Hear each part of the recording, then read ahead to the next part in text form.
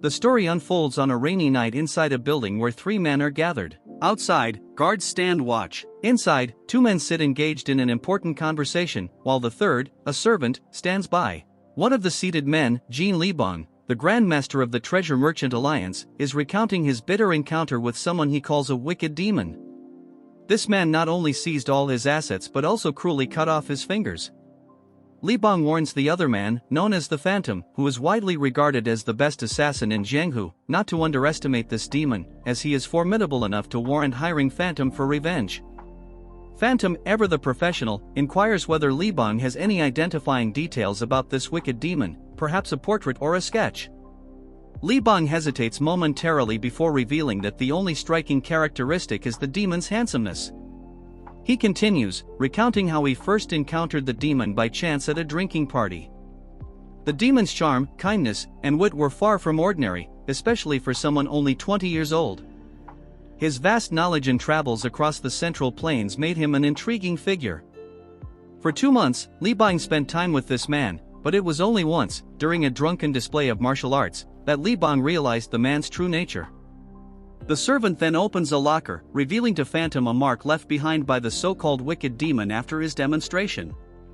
The mark, to Phantom's shock, was the unmistakable trace of the Thunderbolt Sword, a secret martial technique of Nang Lisang, one of the 10 greatest martial masters of Jianghu. Phantom is astonished, having only heard rumors about the Thunderbolt Sword. Libong elaborates, explaining that Nang Lisang had disappeared years ago during the Great War between the Orthodox Alliance and the demonic cult, vanishing after the conflict ended 20 years ago. At first, Libong couldn't believe the connection either, but his suspicions were confirmed when he saw the martial arts manual in the wicked demon's possession. Libong is certain that this man must have killed Nang Lisang and stolen his secret technique, a treasure worth more than 1,000 gold coins. The likes of the Sword of Life and Death and the 100 Great Masters of Jianghu all coveted it. Even Xion Muak, the renowned demon sword and one of the 10 greatest masters, sought after the demon, but none returned. Libong recounts his frustration, telling Phantom that each time he sent someone after this wicked demon, the man would find him.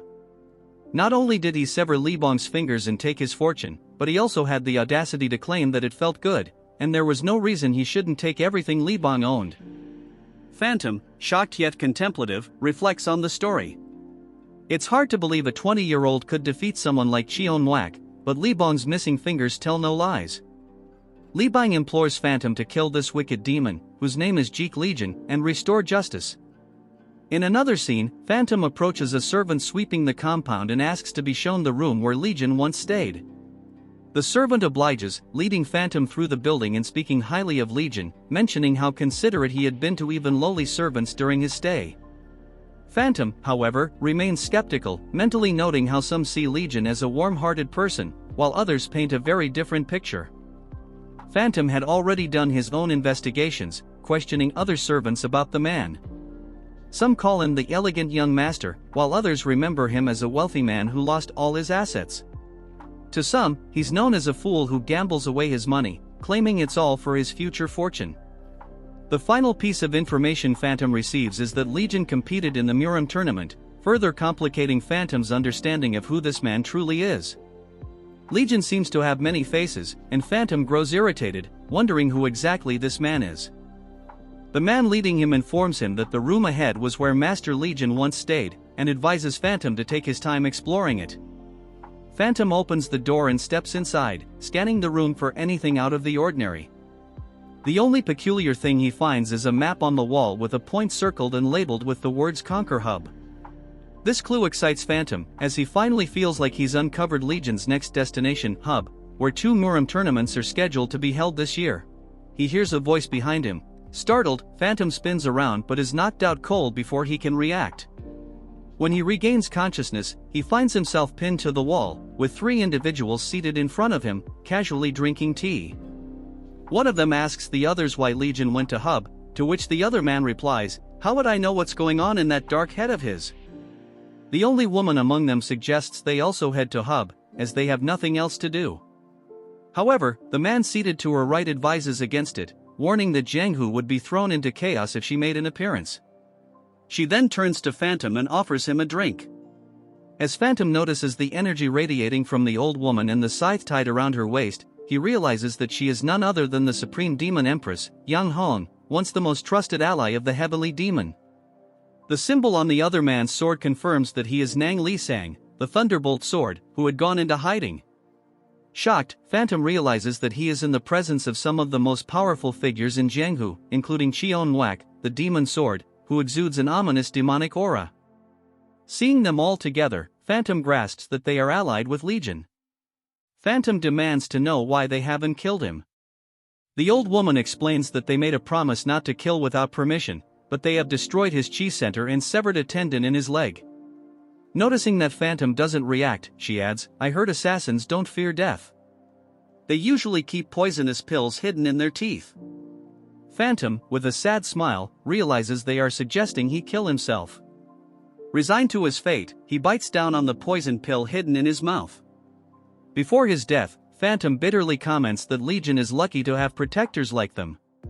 The three masters respond that Legion doesn't need their protection. With that, Phantom succumbs to the poison. In the next scene, our protagonist, Legion, stands with two swords strapped to his back, confronting a group of martial artists. These typical side characters, as expected, arrogantly act as if they are in control. One of them exclaims with glee, "We've finally found you. Hand over the book containing the secret technique."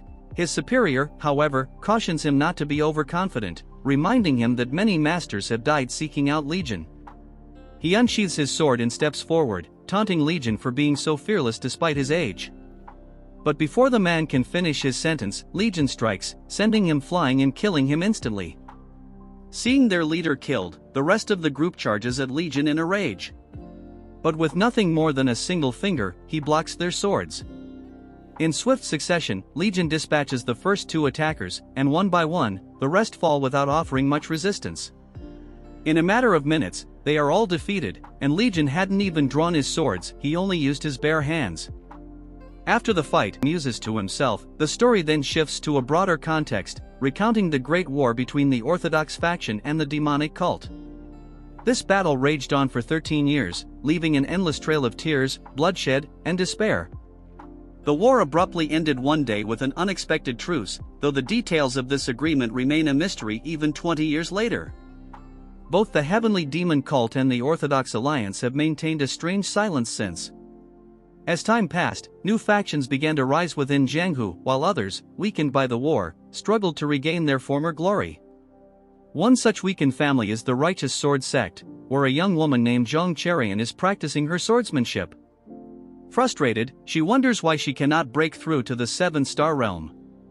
Determined to master the Red Dead sword art and restore her family's honor, she feels stuck in her training. Her sister, Zhang Han, and brother-in-law approach her during this moment of frustration. Zhang Han, the eldest daughter of the Righteous Sword sect leader, brings surprising news: a swordsman from the Junin clan, named Zhang, has arrived and wishes to compete with Cherian in the Dragon and Phoenix tournament. Shocked, Cherian knows that this tournament is one of the two most prestigious martial arts competitions in the Central Plains. While the Heavenly Dragon tournament is a battle for honor and life, the Dragon and Phoenix tournament is a contest for young martial artists competing in pairs. Cherian, however, is not pleased. The idea of pairing up with someone, especially the perverted bastard Young-in, is unacceptable to her. She refuses angrily, lashing out at her sister. Zhang Han, remaining calm, advises her younger sister to listen before making up her mind. The conversation continued as Zhang Han sighed, telling her younger sister, "You've always said you'd bring honor to our clan's name. If you get selected for the Dragon and Phoenix tournament, you'll gain great prestige." But before she could finish, Cherian cut her off angrily, storming away. Meanwhile, elsewhere in a bustling marketplace, merchants were busy selling their goods. Some men stood under an umbrella, talking excitedly about the latest news that the Grandmaster had lost yet another finger. They were overjoyed, feeling as though someone had exacted justice on their behalf. As they gossiped, Cherian walked past them, looking weary. She muttered to herself, "What if the Junin clan holds a grudge and retaliates against our family? Do they think they can do whatever they want just because they're a powerful clan?" Her thoughts grew darker as she observed the people of Jianghu, who constantly schemed, deceived, and hurt one another. Trickery seemed to be running rampant, and Cherian began to question the ideals she had once cherished. Is this really the Jiang who I dreamed of, she wondered, standing still in contemplation. Suddenly, she heard someone behind her. Legion appeared, seemingly out of nowhere. He had overheard her thoughts and chimed in with his own, saying, I've had similar thoughts.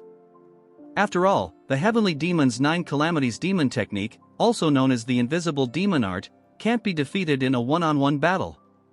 The idea that the Great War between the Orthodox Alliance and the demonic cult ended in such a simple manner is hard to believe. Cherian turned around, surprised by the strange man who seemed to know so much. She thought to herself, who is this guy? Legion, calm and collected, suggested, I'm thirsty. Let's grab a drink, why don't you show me the way since this is my first time in Wuhan? Firmly, she told him, if you're a martial artist, you shouldn't act like a worthless bum. I've got other matters to attend to, so I'll be leaving now. But just as she turned to go, Legion asked her a pointed question, do you really think this current Jianghu has any real value? His question caught her off guard. She paused and turned back to him. What do you mean by that? She asked. Legion explained, ideals and chivalry have long been abandoned. What's left is this Jianghu, which is nothing but a pathetic facade. Cherian found his words insulting to Jianghu, but instead of getting angry, she stayed composed. If Jianghu is so bad, why are you still living in it? She challenged him before walking away, muttering to herself, this Jianghu isn't as bad as he claims. Her words left an impression on Legion, and as the two parted ways, he couldn't help but think about her. A few hours later, inside the Hang Inn, the place was bustling with customers. One man was excitedly telling his friends about how extraordinary the upcoming Dragon and Phoenix tournament would be. He confidently claimed that the top candidate this year would undoubtedly be Swordsman Yang from the Khan family. His companions disagreed, arguing that Swordsman Yang from the NX sect shouldn't be underestimated either. While they were debating, Cherian entered the inn, wondering if the crowd had gathered because of the tournament. As she stood there looking a bit lost, one of the inn's attendants approached her. Aren't you young Lady Zhong from the Righteous Sword sect? He asked. What brings you here alone? I just wanted a light drink, she replied, trying not to draw attention to herself. The attendant, looking slightly disappointed, informed her, the only available seats are in the special room. But since you're Wuhan's best, I'll give you a bit of a discount. Hearing that she was regarded as Wuhan's best, the entire room turned to stare at her, which made Cherian feel awkward. She silently wondered who had spread such rumors about her. To her surprise, she saw the same strange guy again. Legion greeted her with a grin. If I'd known we'd run into each other again, I would have come with you in the first place, he teased. Cherian sighed to herself, thinking that her luck was truly strange today. She ended up sitting at one of the tables, feeling down. After a brief silence, Legion picked up a chicken thigh and casually asked her, do you know how to register for the tournament? Cherian was taken aback by the amount of food Legion was devouring. Are you really thinking about entering the tournament? She asked, incredulous. He then added with a smirk, I've been traveling for 10 years, and everywhere I go, girls chase after me. Cherian was stunned by his words, thinking to herself that this guy was completely different from how he had been earlier. Was he always this kind of flirt, or had she misjudged him entirely?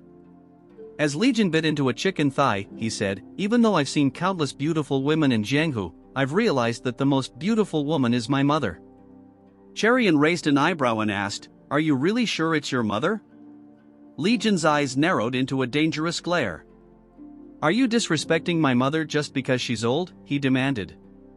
Startled, Cherian panicked, waving her hands. Legion calmly picked up a shrimp from his plate and said, anyway, I've been feeling nervous about a big event coming up. As they continued their conversation, a man entered the room, his voice interrupting them. I thought I heard a familiar voice, he said.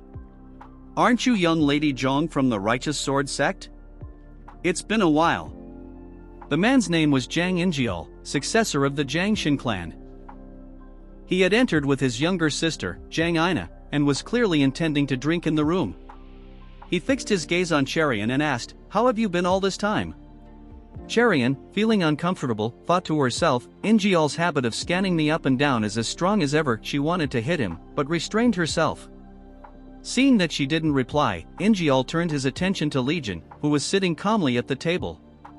After a few seconds, Ingeol pulled a gold coin from his pocket and tossed it onto Legion's plate. "This should cover the bill. If you're done eating, please leave." Legion gave Ingeol a piercing glare but remained calm. "I don't think this is enough.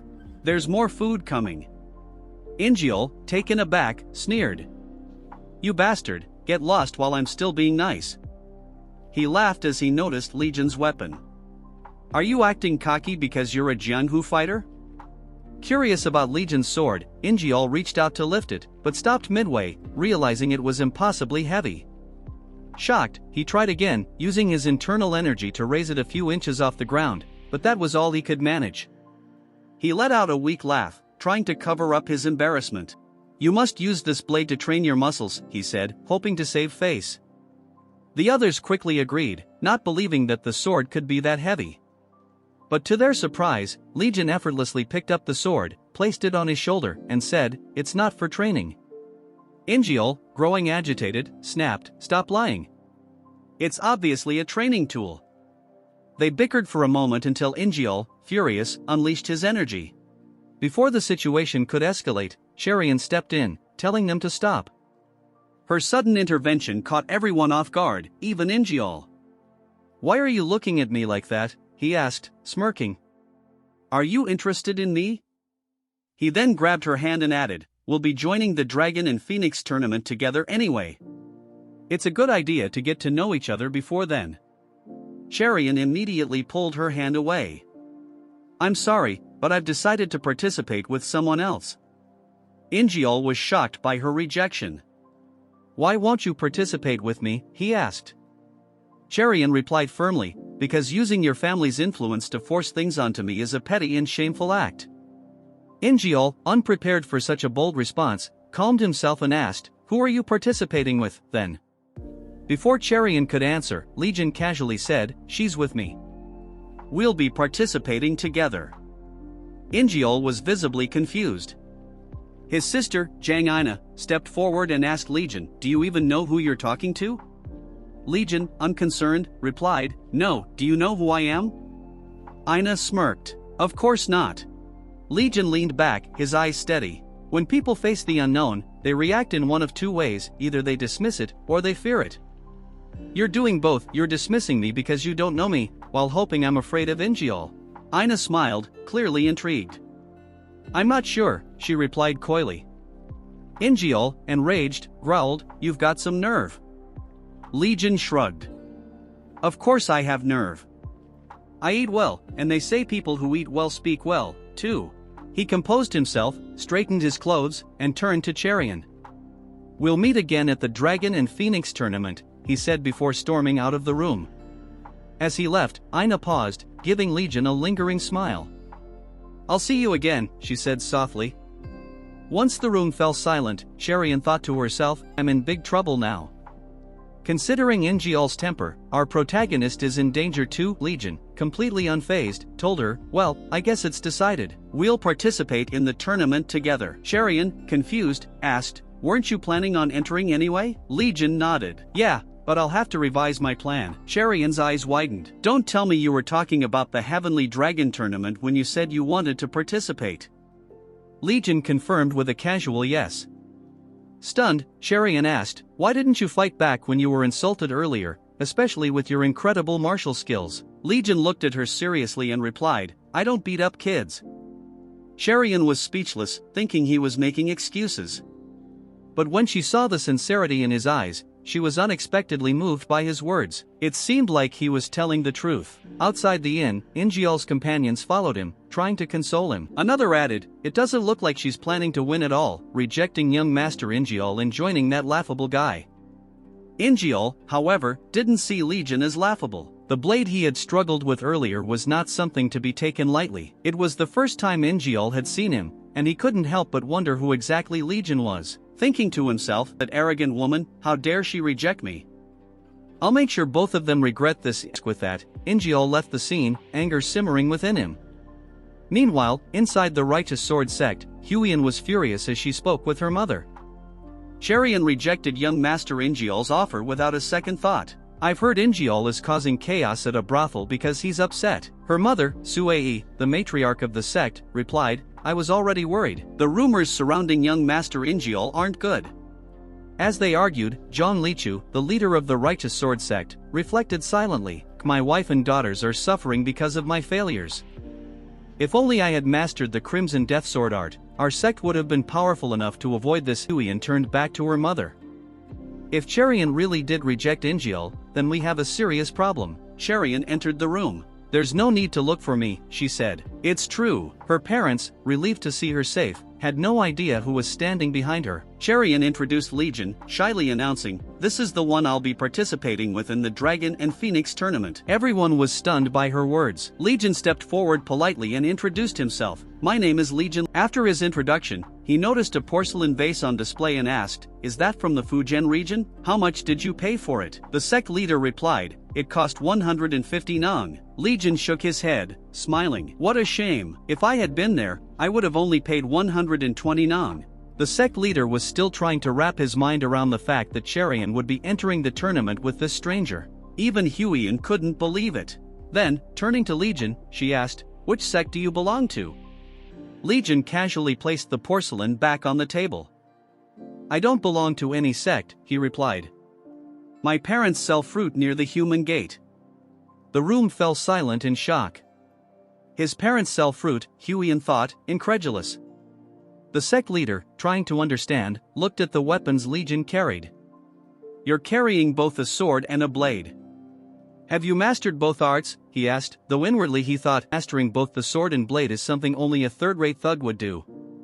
He must be carrying them for appearances. Legion's response shattered his assumptions. Yes, I've mastered both.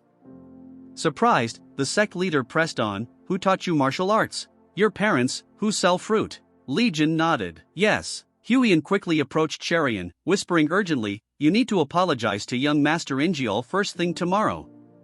You can't seriously expect to fight alongside someone who learned martial arts from his parents, fruit sellers. Later that night, Cherian walked along a quiet path, her mind racing.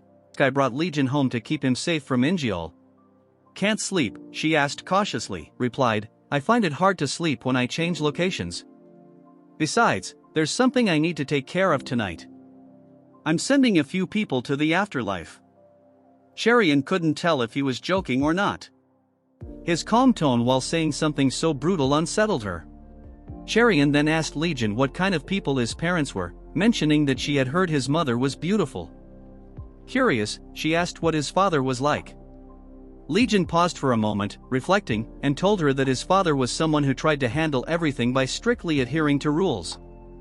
While that wasn't necessarily a bad thing, his father's insistence on imposing those rules on him had been a source of frustration. More than that, his parents were strongly opposed to him entering the Jianghu, especially his father. Cherian mused to herself, it makes sense. His parents aren't part of the Jianghu, so they must be concerned for their son's safety. However, she was taken aback when Legion added that his parents weren't just worried about him, they were concerned for the Jianghu itself. She misunderstood his meaning, thinking his parents were merely worried about him, just as her own parents had been anxious for her. Changing the subject, Legion smiled and remarked that he felt like he had already digested his dinner since it only consisted of vegetables.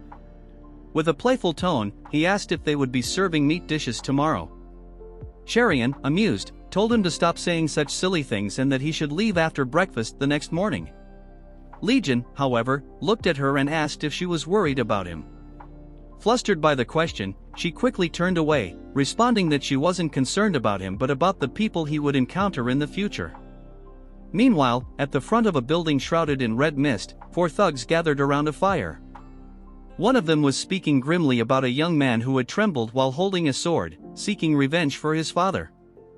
I couldn't just ignore him, the thug said with a mocking grin. I had no choice but to send him to his father's side. The group burst into laughter. Another thug chimed in, joking that by killing the boy, they had spared him from becoming an orphan. Their laughter was interrupted when Legion approached. Surprised, they asked who he was and if he even realized where he was standing.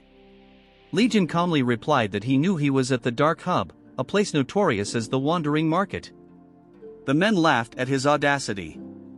So, you know what kind of place this is, and you still came," one of them jeered. Another added, "The world's gotten soft. Even kids are wandering around here now."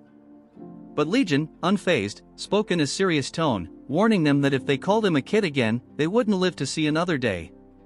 The thug, stunned by Legion's boldness, unsheathed his sword, growling that he had been taking it easy on him because he was just a little kid. But now, his patience had run out. With a roar, the man charged at Legion, intending to kill him. Before the blade could reach him, Legion activated a technique, releasing energy from his palm. In an instant, no one could quite grasp what had happened. One of the other thugs, confused, mocked the attacker, asking if he had been beaten by a child. But to their shock, the man collapsed, dead. Legion looked at the group and said, "Today is the day I take my first step toward the future. I had no choice but to steel my resolve, as this moment is vital for me."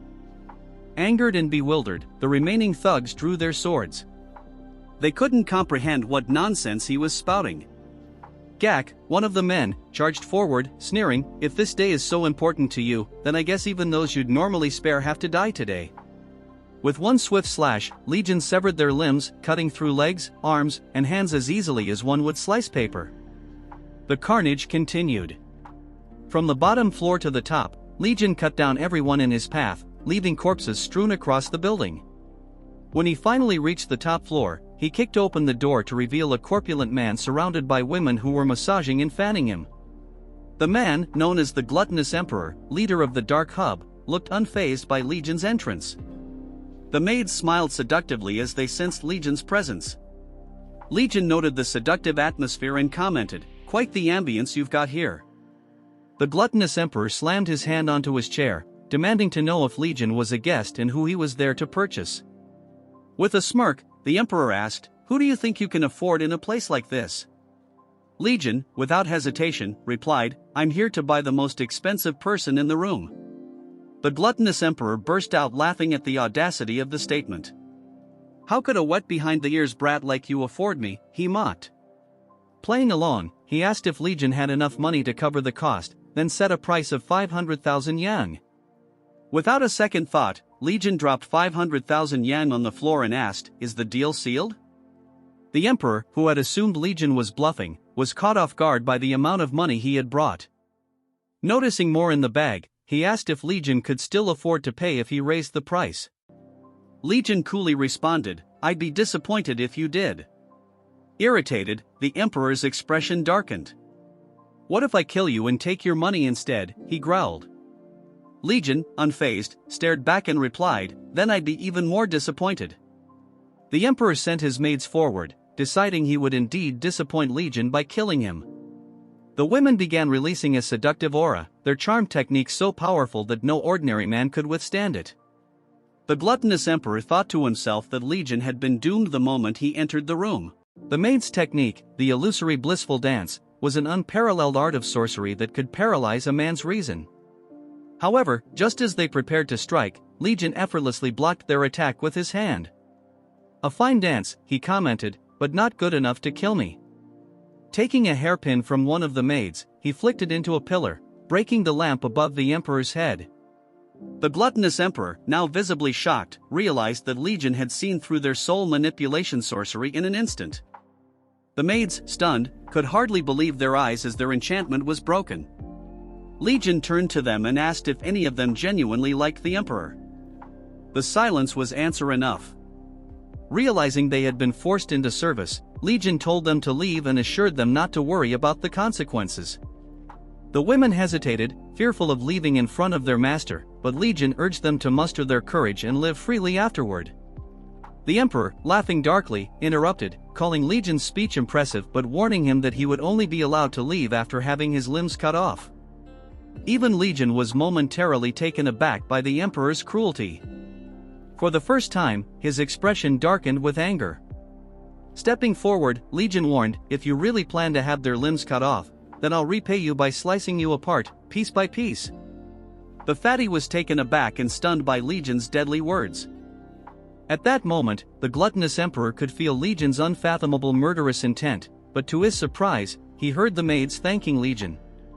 They expressed their gratitude, saying that just as he had told them, they would muster the courage to leave. They also promised never to forget his kindness, especially after he had given them a large sum of money. Legion, with a calm demeanor, told them not to worry and to live well, reminding them that they would need it for a fresh start. Meanwhile, the emperor stood frozen, speechless as he watched the women escape, unable to stop them. Furious, he thought to himself that he, the great gluttonous emperor, was reduced to this pitiful state by a sleazy brat's murderous aura. Seething with anger, he performed a technique that enlarged his body to 3 times its size, announcing that he would kill Legion with his special technique, the body protection art.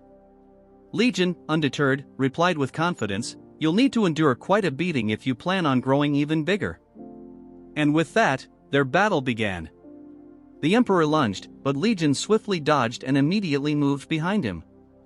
The emperor, seeing this, swung his hand with all his might, trying to strike Legion down.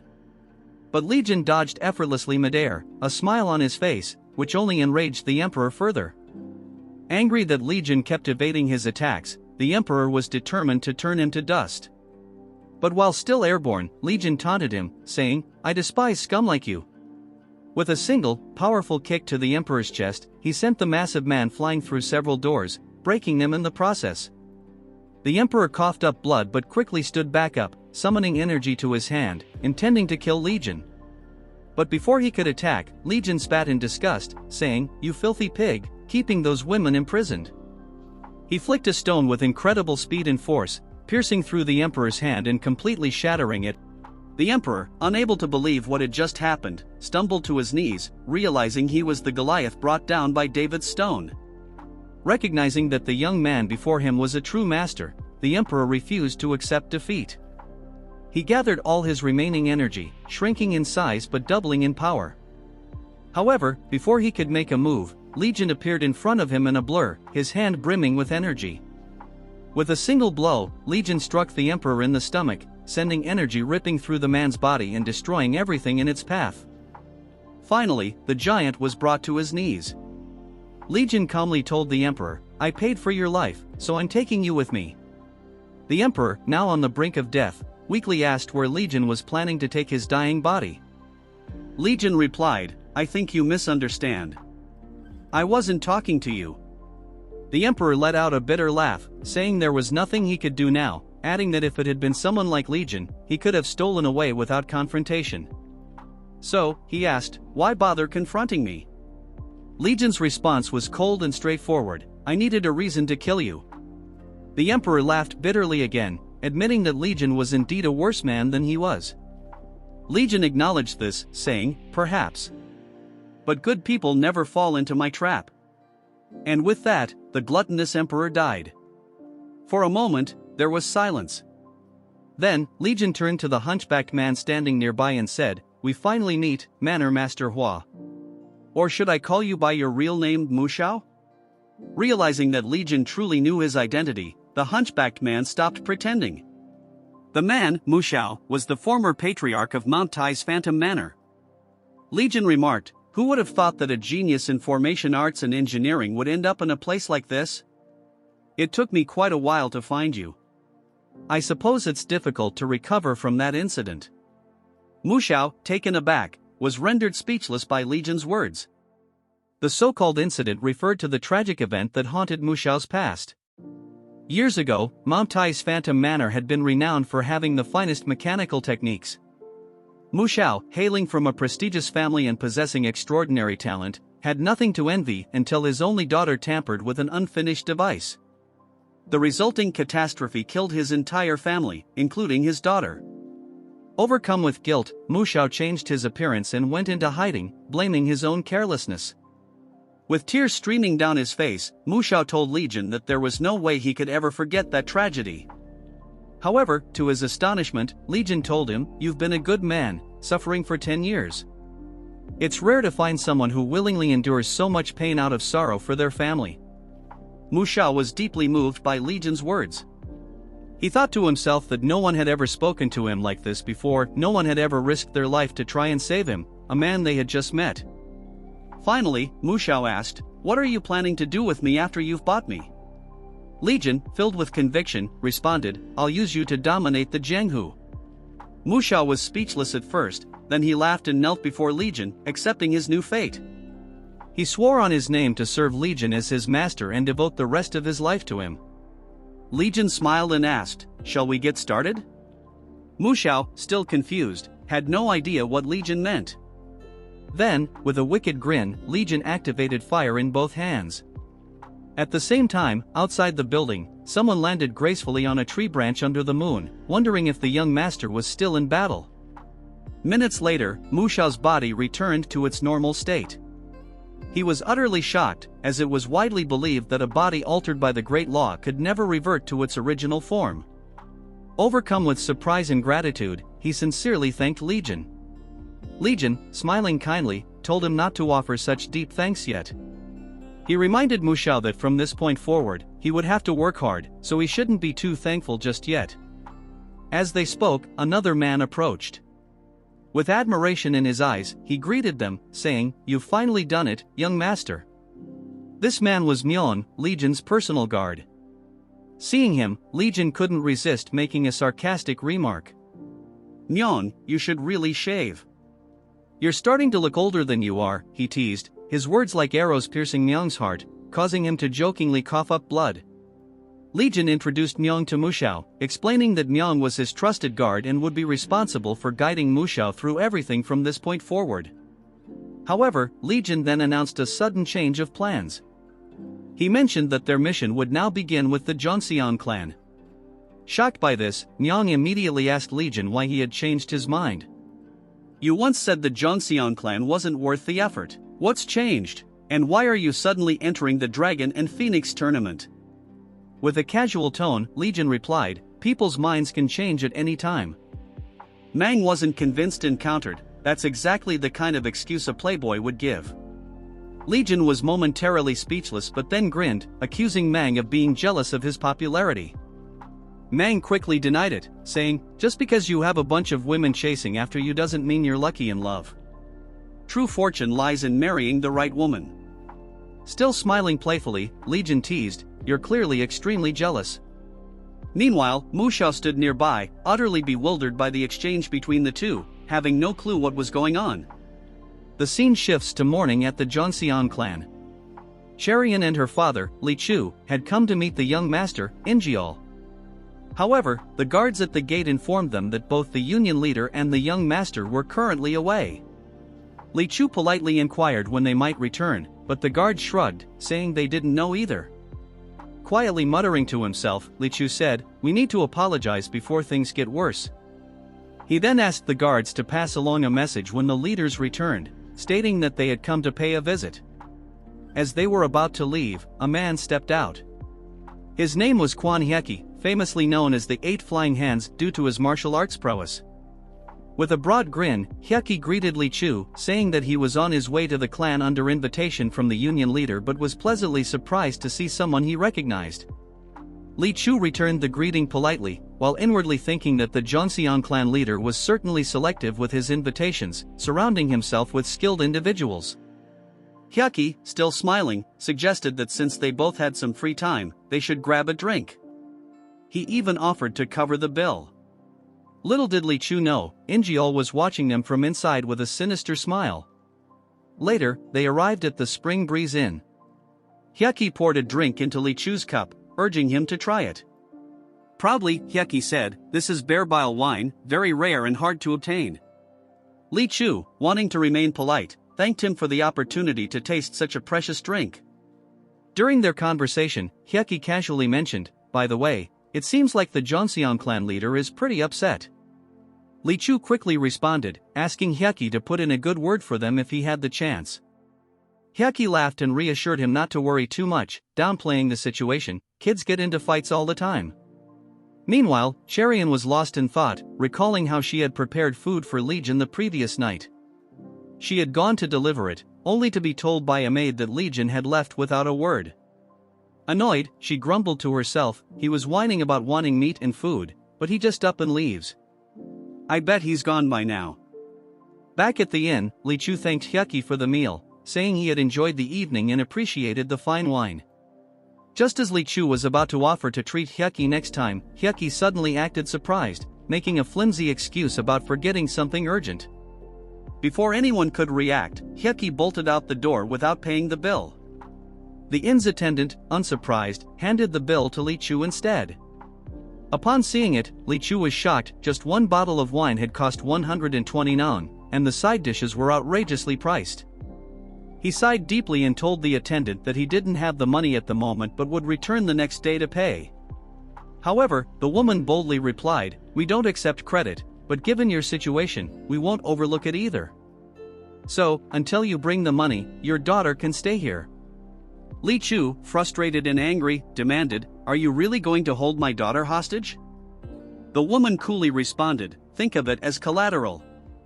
If you can't pay, your daughter can entertain guests during her stay." Li Chu was left speechless, wondering if the woman had lost her mind.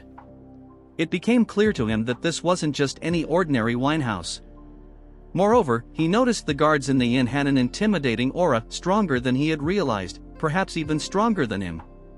At that moment, someone entered the inn. It was Legion, holding a bottle of wine. Surprised, Cherian asked, "What are you doing here?" Grinning, Legion replied, "Of course, I'm here to drink." He placed the bottle on the table and casually told the attendant, "The wine tastes a bit off.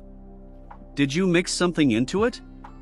The attendant, trying to remain composed, asked him to explain. Legion, in a calm tone, said, "I heard big shots come here quite often. Do you also serve fake wine to them?" The attendant, now nervous, tried to maintain her composure. "You're clearly drunk. Please lower your voice. You don't want to cause a scene here."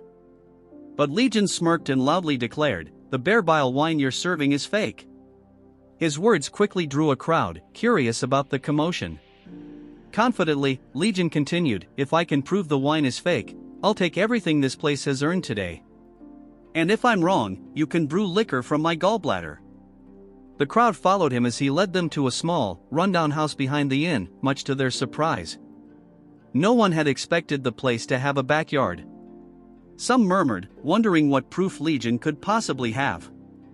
Standing before the locked door, Legion asked, "Doesn't it seem strange to you all that they store wine so far away in a hidden place, even chaining the doors with iron locks?" The attendant tried to argue, claiming they stored trade secrets there, not wine. But before she could finish, Legion shattered the door with his bare hands. He pulled out a large jar of wine and set it on the ground for everyone to see. With a smug look, he announced, "This is the true identity of the precious wine you've been drinking." The attendant, panicking, muttered to herself, "I must stop him. I can't let the crowd see what's inside." Desperate, she decided there was no choice but to kill him. She pulled out a thin, sharp needle from her mouth and, without hesitation, fired it at Legion, hoping to end the situation before it escalated further. However, Legion had already sensed the attack. With quick reflexes, he raised the wine jar in front of him, using it as a shield. The needle struck the jar, shattering it into countless pieces.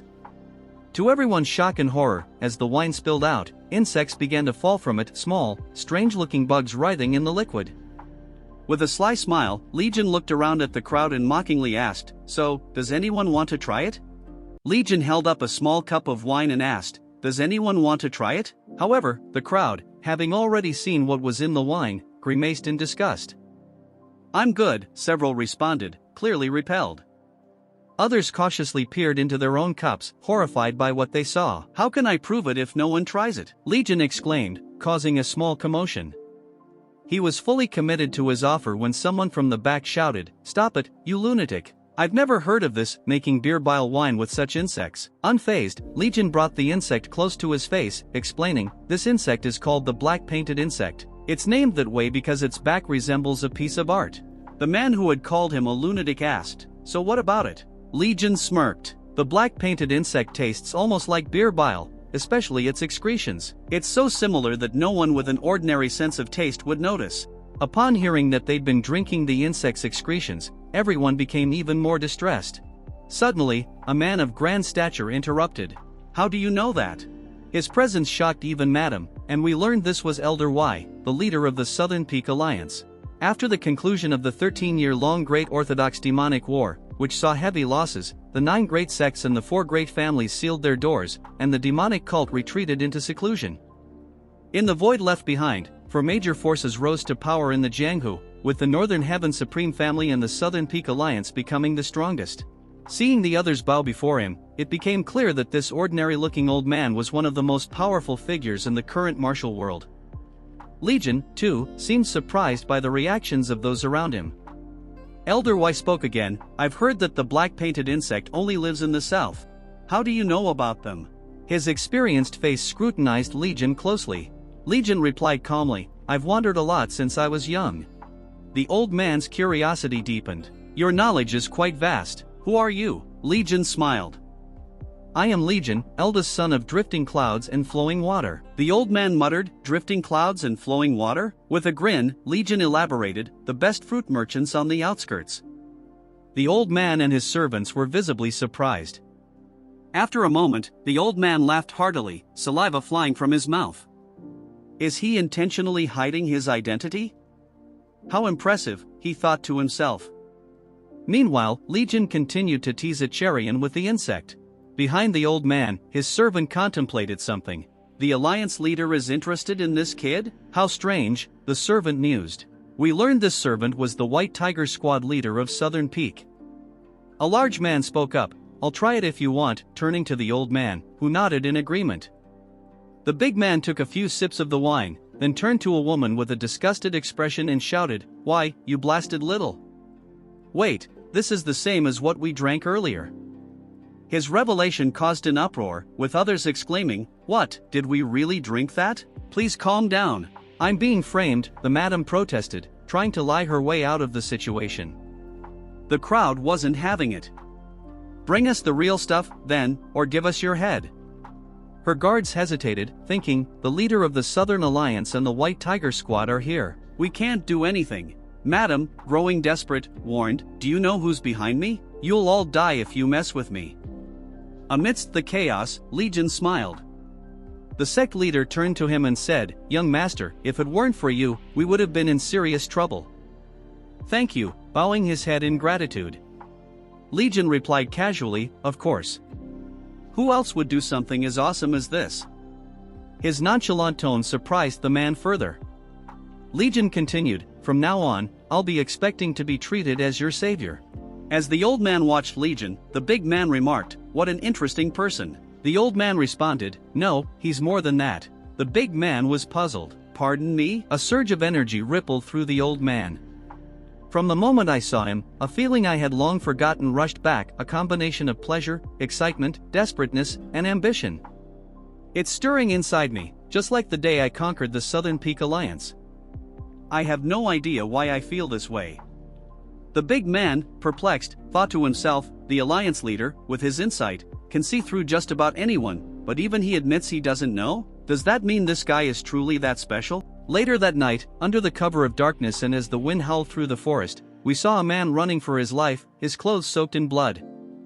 "I must alert them at all costs," he muttered to himself, his face strained with desperation.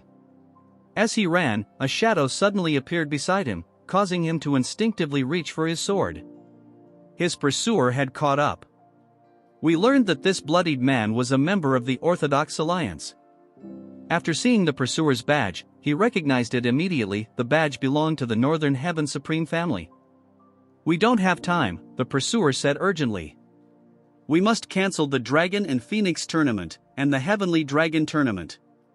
A group called the Flying Swallows Association is plotting a massive conspiracy. But this year's tournament is hosted by the Northern Heaven Supreme Family," the wounded man replied.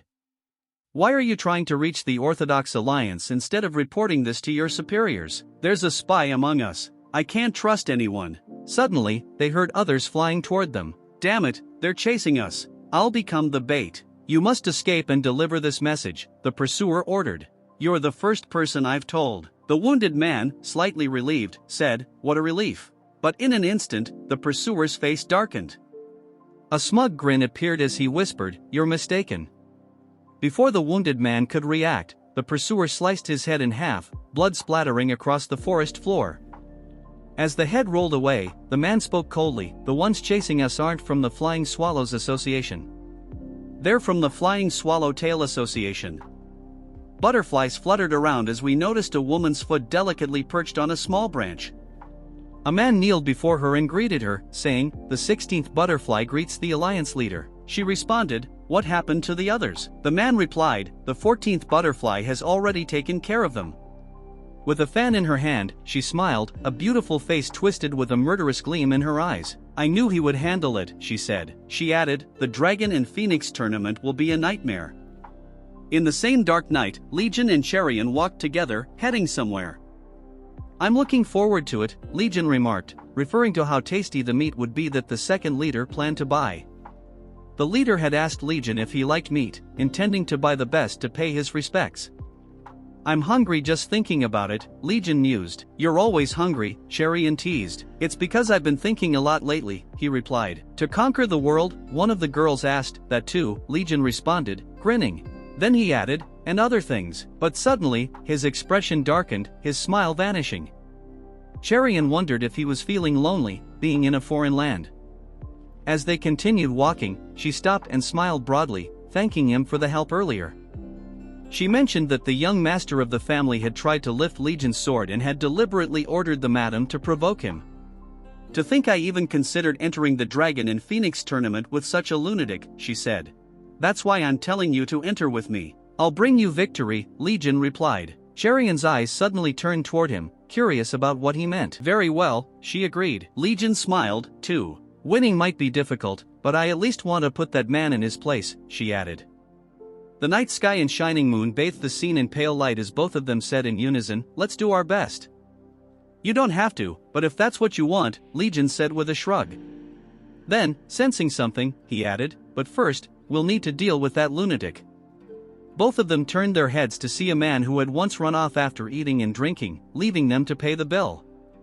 The man addressed them, "Are you the one who upset young Master Jang? My informant told me that some strange lunatic ruined everything." "He's talking about you, isn't he?" he sneered. Legion, unbothered, asked, "Do you always run backward to check on the targets you were supposed to kill?" Cherian was startled at the mention of killing. The man chuckled. "Yes, the order was to kill you. And that woman will be a problem too." His wide grin and murderous aura made Cherian's skin crawl. She whispered, "I can feel his murderous intent. He really means to kill us. Will we even be able to defeat him if we join forces? I've never actually fought anyone in real combat before." Her hands trembled as she gripped her sword. She asked Legion, "Do you have any experience in real combat?" Legion, now standing just behind her, pleaded, "Please, save me," hiding behind her as she broke into a cold sweat. We then learned that this man was a master of palm techniques. His skill was so refined that his hands seemed to multiply into 8, earning him the name 8 Flying Hands. He had once been a hero who dreamed of creating a better Jianghu, but seeing only villains prosper, he abandoned the distinction between good and evil, becoming a villain himself. Now, he stood ominously before Legion and Cherian. Cherian's body trembled as she realized she would have to face him. The gap in their skills and experience was as vast as heaven and earth. Sensing her fear, Legion leaned near her ear and whispered, "For now, draw your sword." "Yes," she responded, unsheathing her blade. "I can't just stand here and let this happen." She aimed her sword toward the man. The scene zoomed out to show the three of them in a tense standoff. The man smirked, "You seem eager to die first." He activated his palm techniques and lunged at Cherian, aiming to finish the fight quickly. Both Legion and Cherian dodged his attack, but Cherian was astounded by his speed. "I need to use my movement technique," she thought, but her body lost balance, causing her to crash into the root of a tree. She fell hard against the bark, and the man unleashed another palm attack toward her. She ducked to her knees just as he obliterated the tree with his strike. Fear washed over Cherian as she thought, "This is completely different from what I've practiced." The man's ominous gaze lingered in her mind, and she thought, "I'm really going to die." Legion, noticing her fear, calmly said, "Don't rely on your movement technique. Let your body flow, and the sword will flow with it." She heard his words and focused on her sword. "Your feet don't move the sword. The sword moves first, and your feet follow," Legion instructed. She concentrated, repeating to herself, "The sword first, then my feet." The man sneered at Legion. "Quite the talker for someone hiding behind a woman," he taunted. In that moment, Cherian, taking advantage of the distraction, attacked. But the man easily blocked her strike, barely breaking a sweat. Her eyes filled with desperation. If I fail now, we'll both die, she thought, launching attack after attack, each one stronger than the last. The man parried them effortlessly and mocked, "Do you really think these childish tricks will work on me?" He lunged for her face with one of his palms, but she ducked and retreated. Blood trickled from a wound on her shoulder. What should I do, she thought, panic rising. Something seemed off, and Legion pointed it out. Why is your swordplay so delicate when it's normally heavy? Cherian, confused, thought, the Crimson Death Sword art is known for its fluidity and variety. Is he saying that the way I've trained for over 10 years is wrong? Legion continued, you look like a turtle stuck on land when you should be moving like water. Cherian reflected on his words. I've been feeling like something's been off ever since I reached the 7-star level, as if I'm blocked by a wall. She wondered if Legion could be right about her sword technique. Could the Crimson Death Sword really be as fast as an arrow yet as slow as a turtle and as fluid as water? With determination, she thought, even so, I'll give it a try. Her feet moved gracefully, like trickles of water, as she flowed into a stance. She unleashed her sword, and with a single strike, a few strands of the man's hair were sliced cleanly in half. That's it, she thought, feeling a surge of confidence. The man, now agitated, gritted his teeth. Arrogant brat, he snarled, summoning more power into his palms and attacking with greater force. Cherian tried to block with her sword but was blown back, tumbling across the ground as her sword fell from her grip. Blood spurted from her mouth as she struggled to rise. The man loomed over her. I'll end this now, he declared ominously. We see the man's demonic eyes glowing, staring up at the sky, confused as Cherian suddenly vanishes. What the hell? Where did she go? He mutters, baffled. A voice speaks from behind him, that's it. He turns to find Legion in the air, holding Cherian like a master, bathed in moonlight, shining like a star. Legion reveals he's using a skill called Void. He says, it's the falling blossom step of the heavenly thunder steps. You probably don't know much about it, my father's martial arts, since they were rarely revealed. Your father's martial arts, the man trembles in disbelief, sinking to the ground. Legion sets Cherian gently near a tree and muses, my father and mother always said they fell in love at first sight. Honestly, I never believed in those kinds of things, but now I think I understand it a bit. Shaking, the man stammers, you mastered the reverse flow of wondrous movement? How could a kid learn such a martial art?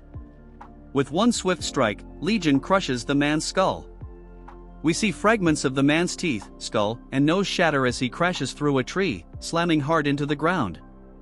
No way, the man gasps, coughing up blood. He realizes Legion is at a level far beyond his comprehension. Staring at the broken tree, the man begs for his life.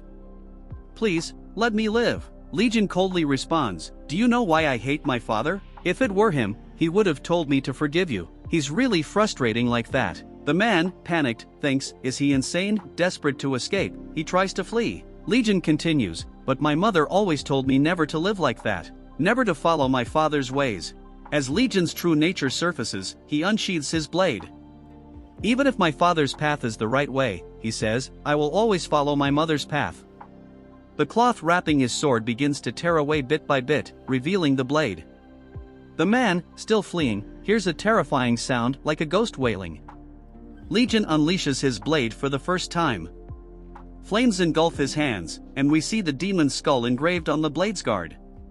The blade ignites with a bright, agonizing red glow. This is the Northern Hell Blade. Legion's eyes glow blood red as he wields the sword, swinging it with force. A demon emerges from his strike, and multiple souls lash out from a single slash. The man's face is frozen in terror as these demons lunge at him.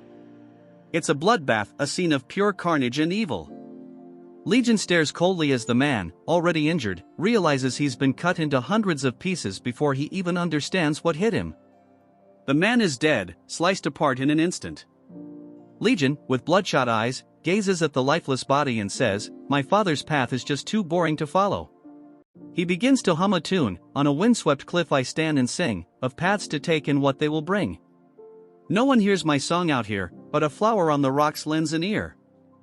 At that moment, Cherian, who had been knocked out, opens her eyes. Legion notices and asks, "Are you awake?"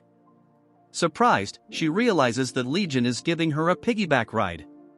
She asks him to put her down, but he insists on continuing since she's hurt. Cherian, still groggy, doesn't remember much. Legion explains how the man had no luck at all. "Who would have thought he'd be struck down by the sword you swung with your eyes closed? I just finished him off after he fell." Her face lights up in shock. "You stabbed him to death? Is he dead?" Legion, with a mischievous grin, tries to scare her. "Of course, is he immortal? How could he still be alive with his heart skewered into the ground?" Terror spreads across Cherian's face as she realizes that the man is dead, and she's partially responsible. Her trembling arms tighten around Legion's shoulders. He quietly reassures her, there's no need to make a fuss, he deserved to die. Besides, they say drawing a sword without the resolve to use it is an insult to the blade. Cherian remains hesitant. In her mind, Legion is still a mystery. He appears to be a carefree fool but occasionally reveals a much deeper, more dangerous side. As they continue walking, Legion grins and says, "This is just the beginning." The Dragon and Phoenix Tournament, the Heavenly Dragon Grand Tournament, conquering the world, he muses. Cherian, still on his back, glances over his shoulder, gazing at his face. Together, they walk toward a new path, their destinies intertwined. Meanwhile, on another part of the continent, two elderly figures and a middle-aged man engage in conversation. They hold harpoon-like tools, ominous auras radiating from their weapons. Although one tool looks ordinary, it emanates a powerful, yet opposite, energy, equal in intensity to the harpoons. Their sharp gazes focus on someone. "Did you buy it?" one of the old figures asks. The middle-aged man pulls out a wooden box containing 6 dumplings and hands it to them. One of the elderly women takes a bite of a dumpling, reflecting, "We will soon arrive at Wuhan." Sometimes, traveling slowly like this brings back memories of the old days. She shares a story with the middle-aged man, reminiscing about what a friend said to her 20 years ago. The old man, clearly uncomfortable, grumbles, "Are you bringing that up again?" He recalls the moment he drew his sword and lowered his voice dramatically. The memory of their battle plays out, showing both of them in action, looking fierce. The woman's face is shown ominously, adding a dramatic, almost traumatic, effect. After all, it's her memory. The old man grabs his hair in frustration. "That was so long ago. I was senseless back then, wasn't I?" The middle-aged man spits out his drink, and the trio bursts into hearty laughter. The middle-aged man then asks, "What did he mean by the young master?" We see her smile and say to the old man, "Oh, about that. I'm talking about Legion's father." Legion's father, if you didn't already catch on. The old man chuckles, "Ha, I can't believe Legion is already taking part in the Dragon Phoenix tournament. When did he grow up so fast?" "A lot of young kids are going to get hurt this time," he says, still laughing heartily. The middle-aged man adds, "Legion doesn't mess with kids unless they've done something to deserve a beating." The scene cuts to the man who had sent someone to kill Legion. His expression turns dark. He says, "That lunatic is still alive," referring to Legion. His servant confirms, "Indeed, sir. We've received word that he left the righteous sect with Cherian." The man's face contorts in disbelief. "What is that lunatic I hired even doing? He can't handle one single guy?" The servant praises the man, calling him a great warrior, before adding, "He hasn't returned since he left last night." Fear spreads across the man's face as he processes the news. His mind races. Where did the man disappear to? Could he be dead? Impossible, he thinks, then starts laughing out loud, shaking with disbelief. Legion couldn't have killed such a grand master. Could he? As he reflects, he recalls how Legion once saved his life. Whether it was luck or skill, he is determined to find out during the Dragon Phoenix tournament. The scene transitions to the day of the tournament. Firecrackers burst into the sky, filling the air with vibrant colors and loud sounds. Banners for the tournament and the family hosting the event line the streets. Guards are stationed at every corner. We see the grand arena, a massive pit where the tournament will take place. The participants, the dragons representing the male martial artists, and the phoenixes representing the female ones, begin to arrive.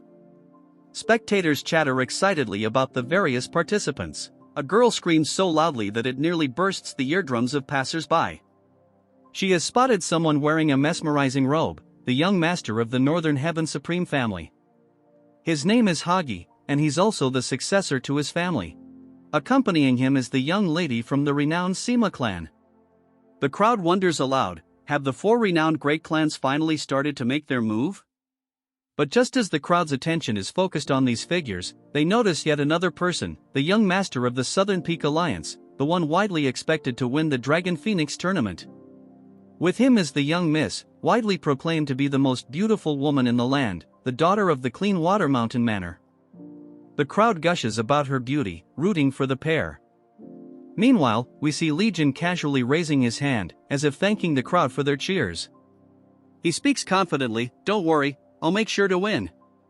Though no one is actually cheering for him, he remains blissfully unaware, lost in his own thoughts.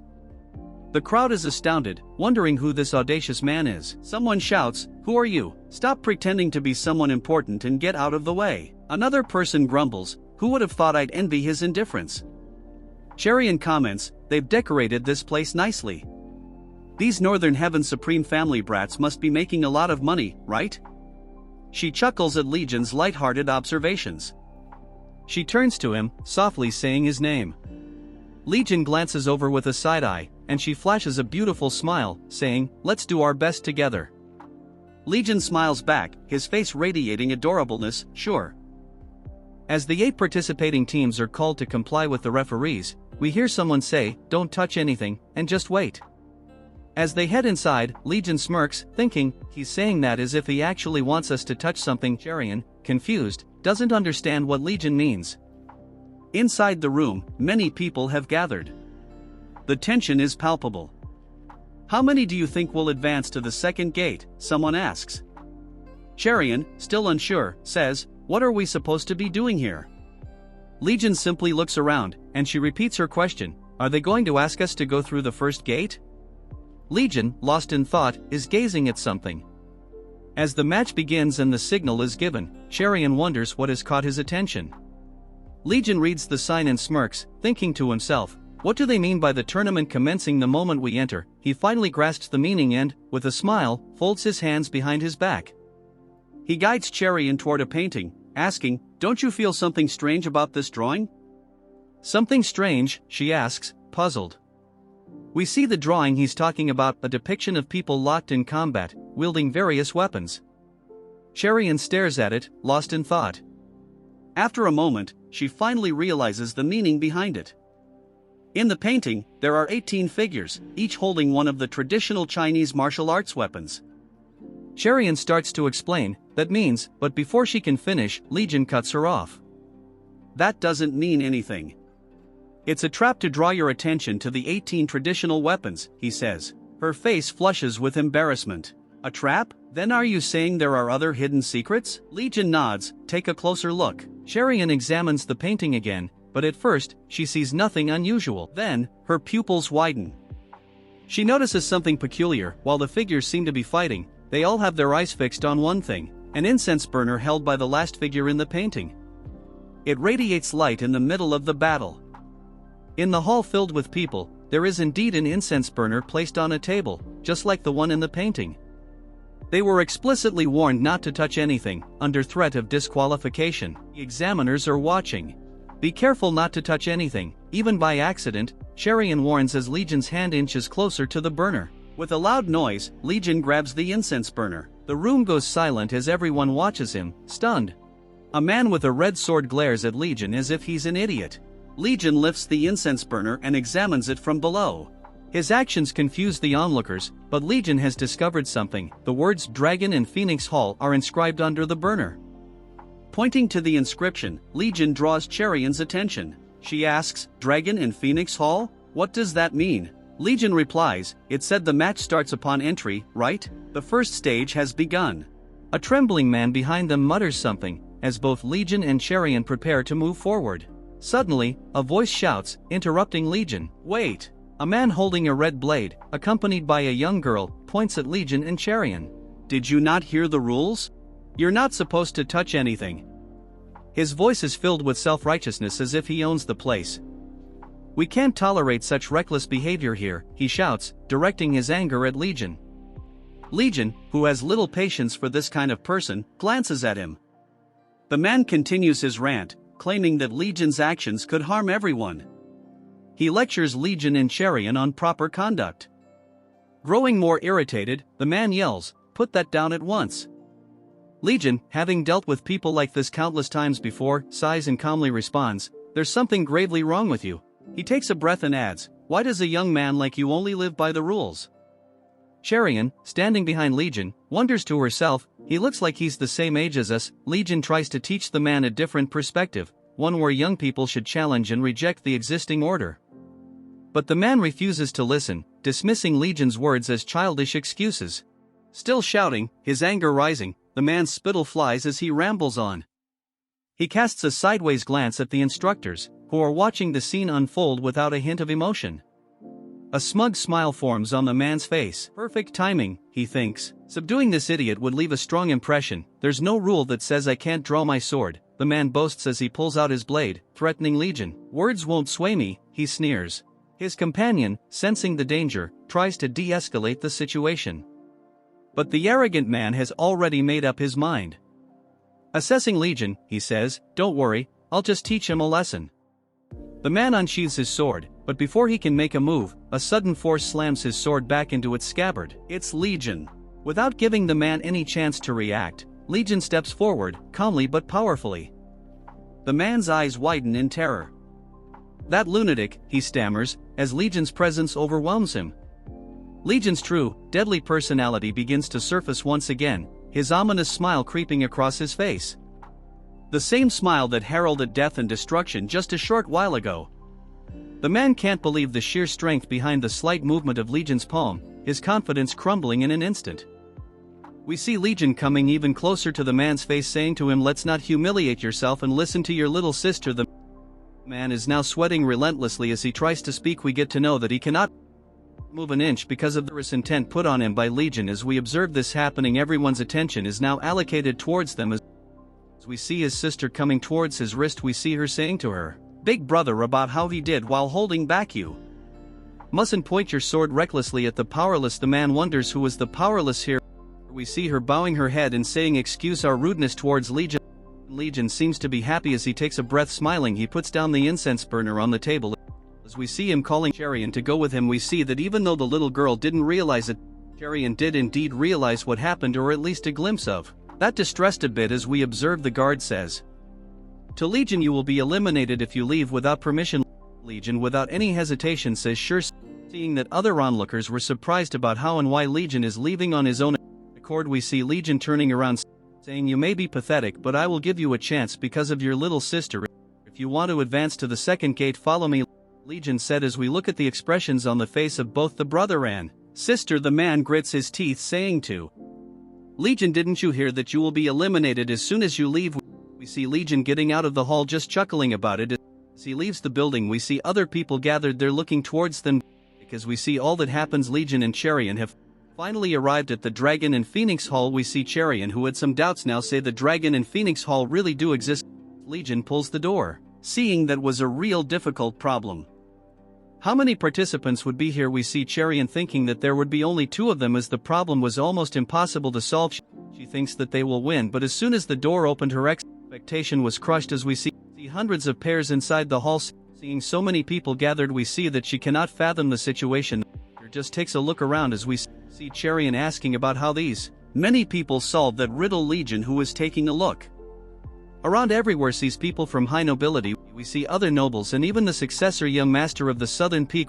We see him saying to Cherian about how would the precious and prestigious Orthodox faction be called as one for nothing. She realized something, her pupils dilate even by thinking about it. She asks Legion if he is telling her that there is corruption involved. Legion is pointing towards the people, saying they must have only given the information to the prestigious clan. I can tell just by the faces that idiot is. Legion is pointing towards the person, the young master who tried to kill both of them, calling him an idiot. We see Cherian thinking to herself, that lunatic, as we see he is with her sister, himself judging by how the wench is looking at me with eyes wide open. Does she know something? Emotions show on his face as he looks toward him with murderous intent. We see the man realize something, thinking to himself something is wrong, is something backing him up, but that doesn't seem to be the case. Did the man I hired take the money and run away? As we see him looking at her sister, she is in a love daze looking towards Legion.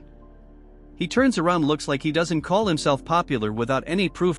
we see the man getting angry towards his sister, thinking about what this woman is doing with the drum. Commence everyone's attention, including Legion, and other people in the room turns towards someone. We see a particular person arriving and everyone is wondering who this man in the robe is, him announcing that all the dragon and phoenixes gathered here, congratulating them on clearing through the first gate. We get to know that this is Bongson. He is an elder in the Northern Heaven Supreme family and also in charge of this tournament. As we see everyone's expressions looking towards him, all of them are ignited with fire about how all of them have passed. We see even Charian is excited about how Legion was right and they passed. We see someone stop all this excitement, saying, "Please wait, you return now." We see the guards stopping those brother and sister who earlier had a scuffle with Legion. The guy with anger on his face saying this is unacceptable. The examiner's attention is piqued, and we see the disdainful look he directs toward the man, saying, "Unacceptable." The man, with an angry expression, retorts, "When we entered, the host specifically instructed us not to touch anything, word for word. We merely followed those instructions." He points toward Legion, saying, "In fact, these people broke the rules and should be disqualified." Behind him, a few others gather, voicing their agreement, saying the test is unfair and unacceptable. The word unacceptable is foreign to the Dragon and Phoenix Pavilion, but as everyone listens, the examiner, who had remained quiet until now, finally explodes, shouting, "Stop your whining." The harsh words resonate, reaching everyone's ears. With a scornful look, he continues, "Do you think the affairs of the Jianghu are a joke? You never know what might happen in Jianghu. You must always stay vigilant, always on guard. You were careless. You were told clearly that the match would begin the moment you stepped inside. If an assassin killed you, to whom would you complain? Would you cry out to the ruler of hell, Yama?" Legion's attention, momentarily diverted, shifts back to Charian, who asks him, "How did you know the incense burner was the clue? Was it just a coincidence?" Legion softly corrects her, saying, "There is no such thing as coincidence in the Jianghu." Charian reflects on his words, realizing that Jianghu is far more dangerous than she had initially thought. We see a young brother and sister, with the girl tearfully saying, "We only did as we were told." The stark disparity and cruelty of the situation seem even harsher than Charian initially imagined. She considers that if she were with anyone else but Legion, she might have faced a similar fate. The siblings console each other, deciding there's nothing more to do but go home. Meanwhile, the examiner grins, announcing, "You should be grateful to be eliminated today, because this Dragon and Phoenix tournament is about to turn into hell." As evening falls, Legion holds out a skewer of grilled meat to someone, saying, "Here, have a bite." We see someone's mouth eagerly sampling Legion's cooking. It's Charian's younger sister, delighted by the taste.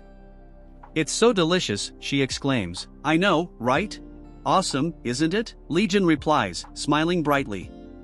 He tells her, "It might be the same meat, but when I grill it, it's on another level." This girl, the third daughter of the clan leader and Charian's youngest sister, listens as Legion shares a bit about his family, mentioning how his mother is flawless in every way, except for her cooking. To avoid a cheap taste, he had to teach himself how to cook. "The joy of eating is one of life's greatest pleasures," he adds. Food, alcohol, and women, to be exact.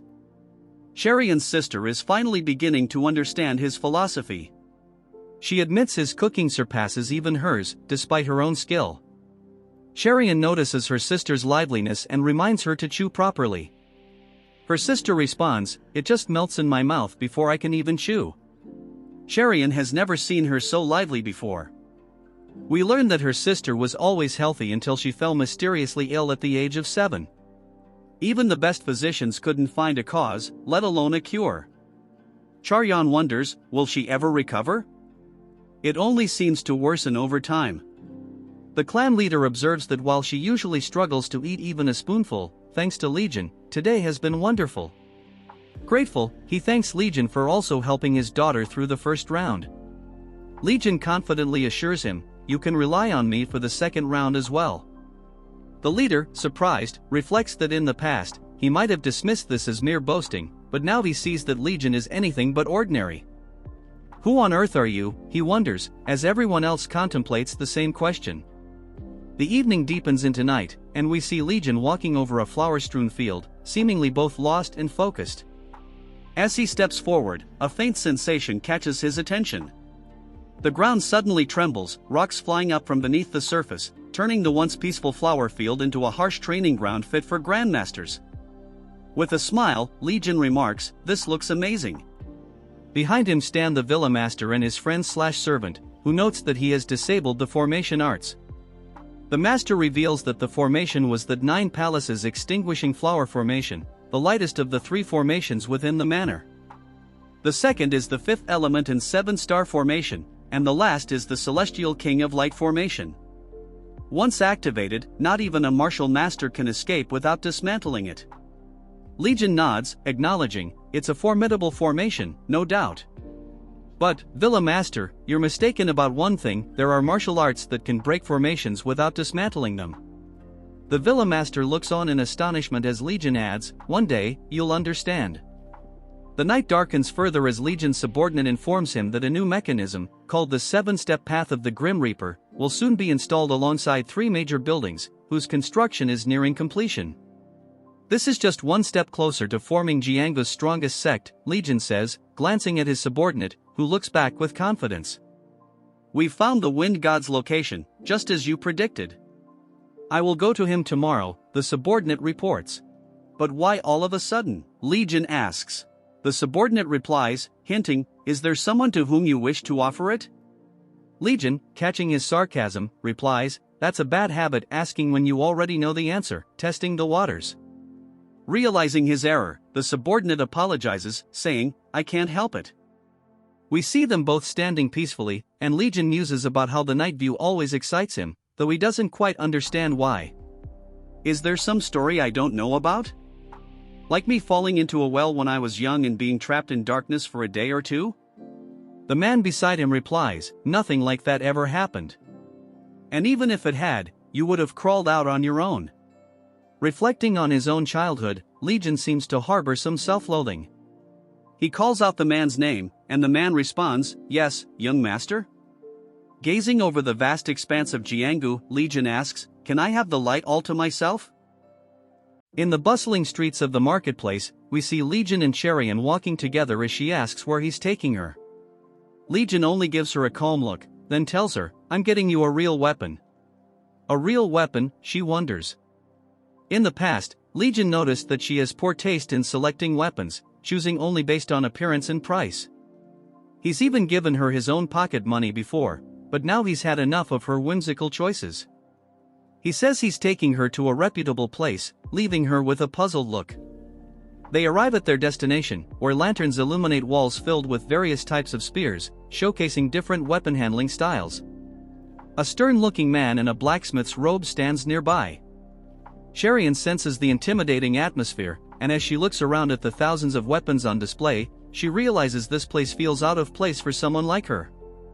She recalls that Legion once claimed he'd never been to Wuhan before, so how does he know about the Dark Arms Merchant? The Dark Arms Merchant is a secret establishment dealing in rare and dangerous weapons. As Legion scans the room, he says, is this all you've got here? The merchant scrutinizes Legion, noticing the unusual aura emanating from his blades. With a forced smile, he offers Legion something unique, a special item reserved for distinguished guests.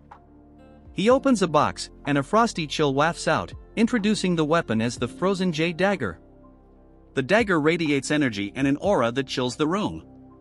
Legion observes it intently, muttering something to himself, while Cherian gasps, it's so beautiful. Her awe is tempered by the price, a staggering 15,000. Her eyes widen as though she's seen a monster, not even death had frightened her this much before. Legion, trying to negotiate, asks, what can you throw in as a bonus if we buy this? Cherian is stunned by his question, a bonus? The merchant considers, then asks if there's anything Legion wants in particular. Casually, Legion asks if they can simply pick another item from the display. The merchant isn't fooled, he understands that Legion knows these aren't ordinary items. But he also thinks that Legion is quite an unusual person. It appears that the merchant agrees, as Legion smiles and gestures toward his choice. The merchant's eyes widen in surprise, realizing what Legion has just selected. Legion gazes somewhere unexpected, catching Cherian off guard. She wasn't anticipating this, and her surprise is clear on her face. Observing Legion's choice, the merchant lets out a laugh, then looks at Legion seriously and asks his name. Legion introduces himself as Legion. Although it's the first time the man has heard this name, he wonders if a young person like Legion could actually recognize such a unique item, hinting at an extraordinary background or perhaps unusual abilities. Could it be that those blades are? The merchant's thoughts trail off as he begins to grasp the caliber of Legion's weapons. A grin spreads across his face, and he thinks, looks like the true master of that weapon has finally arrived. The merchant then asks if he will see Legion again, to which Legion replies with a darkened look, since you were generous enough to add a bonus. Both men exchange grins, laughing as equals, though Cherian can't quite understand the moment.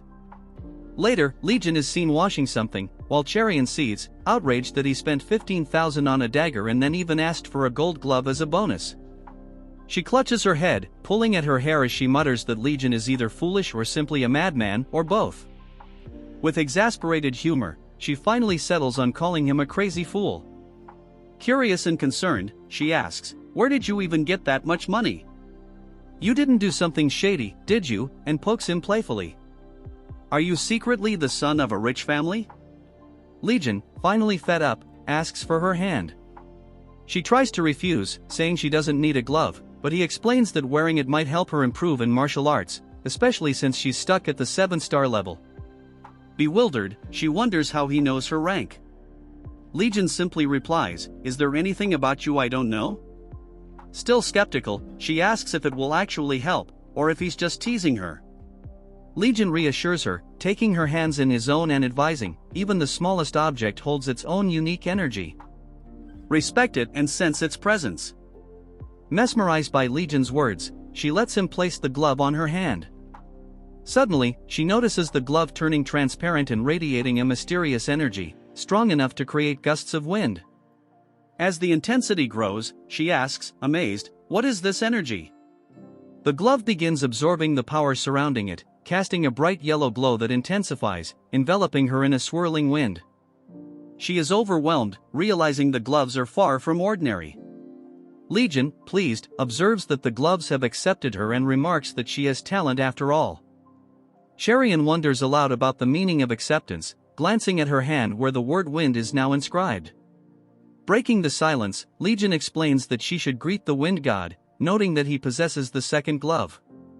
He tells her that when they're near each other, the gloves will resonate. Though her internal energy is still weak, preventing the full effect, Legion assures her that the materials used to make the gloves are no ordinary ones. He goes on to explain that their original owner was the Wind God, the greatest martial master of Jianggu, over 300 years ago. In short, this is a treasure among treasures, he says. Perplexed, she wonders aloud why such a priceless item would be hidden in the Dark Arms merchant's collection. Legion shrugs, speculating that the merchant may have been waiting for someone who could recognize its true value. With these gloves, you'll even be able to block a sword with your bare hands. But given your current level, you'd still get hurt.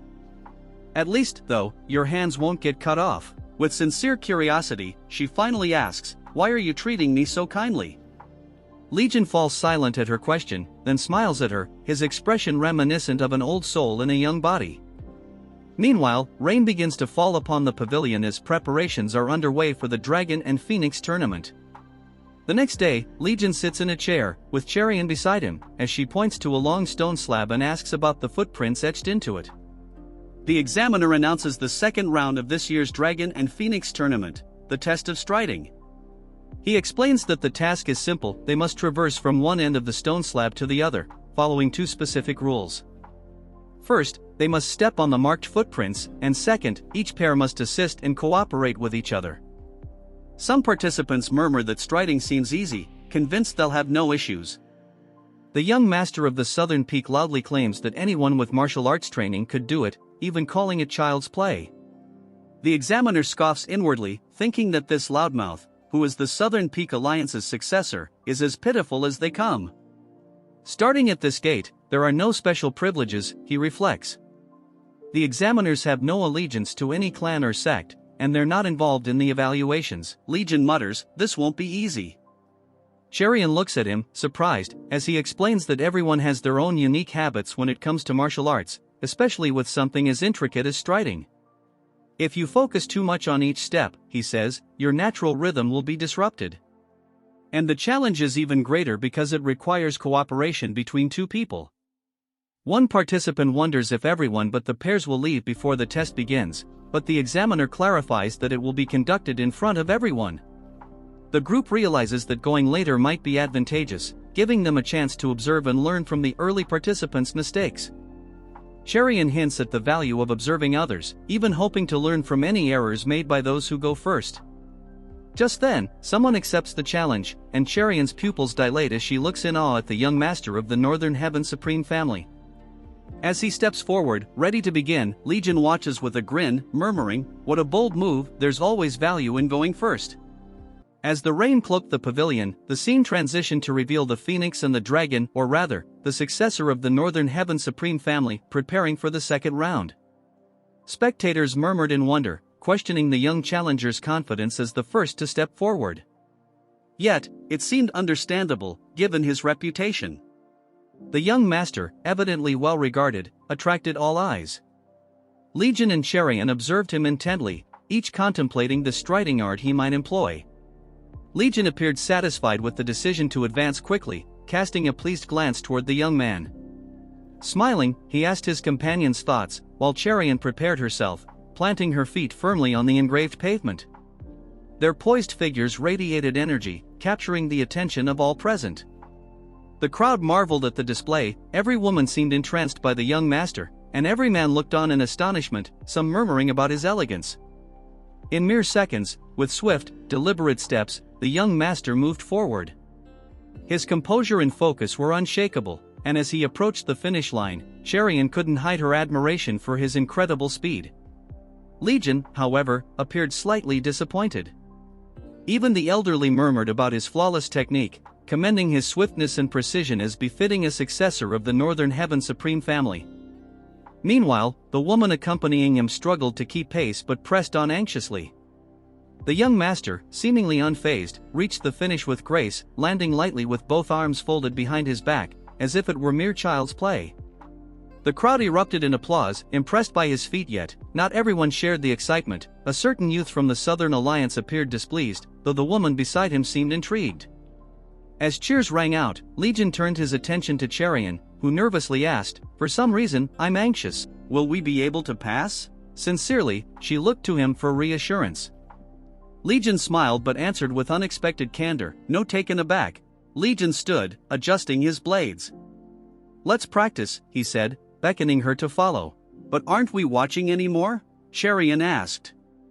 Legion dismissed the idea, explaining, "It's obvious. Most will attempt to replicate his striding art and fail. This test is about finding your unique steps, not copying in others. We can't pass like that." His tone carried an unusual seriousness, his face unreadable. Under a rainy sky in a secluded courtyard, the pair arrived at a quiet spot devoid of prying eyes. "This is perfect," Legion remarked. He instructed Cherian to demonstrate the Scarlet Trace sword technique, promising to guide her. "However," he added, "you can't pass this test with just the 7-star realm proficiency of that technique." Cherian, baffled, looked at him in disbelief. "You're saying you can refine my technique after seeing it only once? Who are you? Are you already a master?" In the rain, with his blade and sword resting on his back, Legion smiled knowingly. "I'm good enough to teach you," he replied, his tone firm yet enigmatic. Cherian stood speechless, her thoughts swirling. After a pause, she drew her sword and said, "I don't know what you mean, but I'll give it a try." Raindrops glistened on her blade as she gracefully assumed her stances, showcasing her elegant art. Legion mirrored her movements, closely observing and matching her flow with precision as she wielded her sword with skill and determination. Legion observed Cherian closely as she executed her martial arts. His gaze lingered thoughtfully on her final stance before his expression softened with approval. "Wait," he said suddenly, startling Cherian. She paused, curious about his insight. "Try slowing that part down by half a breath," Legion instructed. Following his advice, Cherian adjusted her rhythm. Almost instantly, the aura surrounding her doubled in intensity. Her eyes widened in disbelief. She had only slowed her movement slightly, yet the sword's flow and energy felt entirely transformed. "Good," Legion said, nodding with satisfaction. "Keep going." His tone conveyed his pride in her progress. Minutes passed as Cherian demonstrated her refined technique, her blade cutting through the air with increased precision. "Bring your arms closer in," Legion corrected. His instructions came quickly but precisely. "Your left foot is out of place. Fix it. You're moving too fast there, slow it down." Every word from Legion seemed to refine her technique further. Each correction elevated her skill in ways she hadn't thought possible. Even Cherian began to recognize the profound impact of his guidance, realizing how invaluable his input was. As the rain finally ceased, Cherian's movements reflected in the water beneath her. Her martial arts radiated a completely different essence than before, almost unrecognizable from what she had practiced until now. Her final stance exuded grace and elegance, a testament to her transformation. Legion smiled as he observed her progress, proud of the results his guidance had achieved. Cherian, still holding her sword, trembled with disbelief. The technique she had just executed felt like a completely different art. "Is this the Scarlet Trace sword technique I knew?" she wondered, her gaze shifting toward Legion. The calm smile on his face only deepened her bewilderment. Legion congratulated her warmly. "Your Scarlet Trace sword technique has surpassed the 7-star realm and reached the 9-star realm." Cherian's pupils dilated as she stared at him in shock. Thoughts raced through her mind as she tried to comprehend the extent of his skill. Finally, she asked, her voice tinged with incredulity, "Is martial arts a joke to you?" In the midst of the relentless rain, deep within the forest, a lone figure stood. This was Legion's loyal servant and companion, his gaze cold and sharp, enhanced by his stolen eyes. His focus was fixed on a nearby pathway surrounded by towering trees. Moments later, 3 elders emerged from the shadows, a stern old woman and 2 men wearing caps.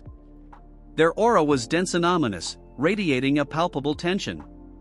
The man greeted them politely, his voice steady. "You've arrived. It's been a long time." The old woman responded with a faint smirk. "Indeed, it has." He continued, "The young master is participating in the Dragon and Phoenix tournament. Allow me to escort you to the competition hall."